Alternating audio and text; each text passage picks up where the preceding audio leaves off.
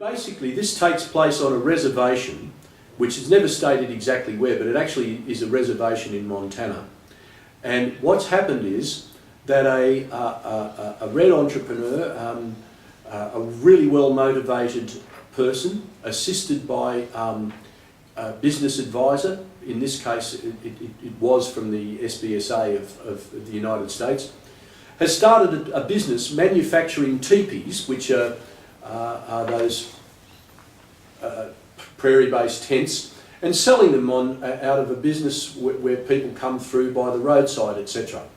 And it's making money, and it's employing people, and it's paying taxes, and it's giving a good return. And so from the mainstream, from the point of view of mainstream entrepreneurship and the point of view of the red entrepreneur and his allies themselves and the white advisor, certainly looks like a good business. Everybody should be happy, right? Well, they're not. Because there is led by a man who speaks the language of the tribe and is a real lover of the heritage of the tribe.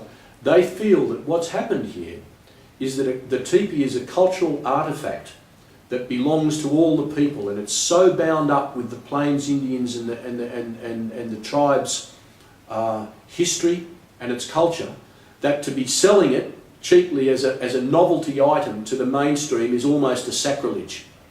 And so we find ourselves in a meeting where these really red hot different points of view come out, and the good speaker, as I've called him, the man who knows the language of the people, says, "You are stealing our heritage."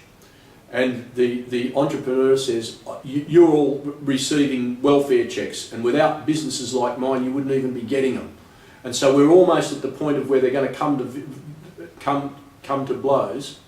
And an elder of the community, and an elder is a respected person with a lot of cultural heritage and a lot of trust in communities, who actually resolves the dispute in a very clever way.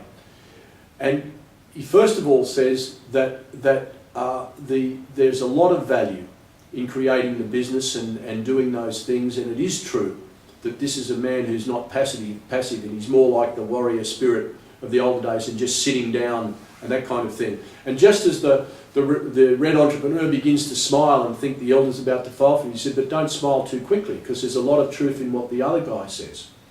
And what you're doing is you are making them not as well as you could, and you're not putting the story of them in there, and you're turning them into a little bit of a perversion of what they originally were, and there's no money coming back to the community out of this. So in that sense, you are potentially, I can understand why the other person is stealing from you."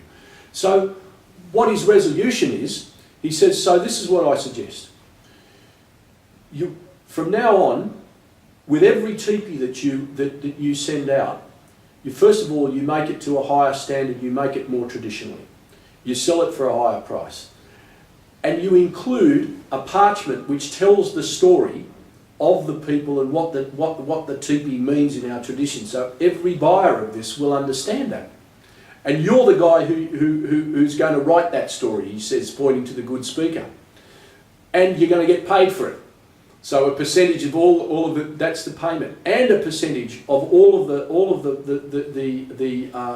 profits that come from this venture now are going to be ploughed back and are going to go to the children of the tribe, specifically to learn the language of the Ancient of Days." And the red entrepreneur says, "Oh, that sounds all right to me." And basically it gets resolved.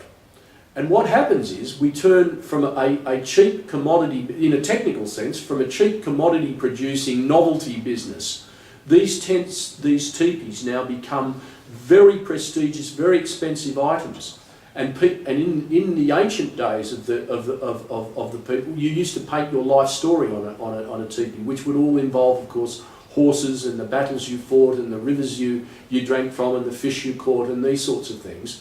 But nowadays, the first customer turns out to be an airline pilot. And so we get painted on the outside his life story. And that tent gets put on a wealthy property that he owns, and lots of people want it. And the next story is a Japanese person who comes and buys it. And so the Indian artists and the Japanese artists work with it. And we have a business that in many ways that has resolved the cultural issues, and that not only works as a profitable mechanism for individuals, but actually transmits the story of the culture and something of the heritage of that people. So in a sense, all those things I mentioned earlier, the three elements that distinguish Indigenous entrepreneurship, are actually brought together in this story. And it's a very good example beyond the Indigenous story of how context matters, how you simply can't think of a business as all its technical processes in the absence of thinking of the human environment in which it's got to be placed.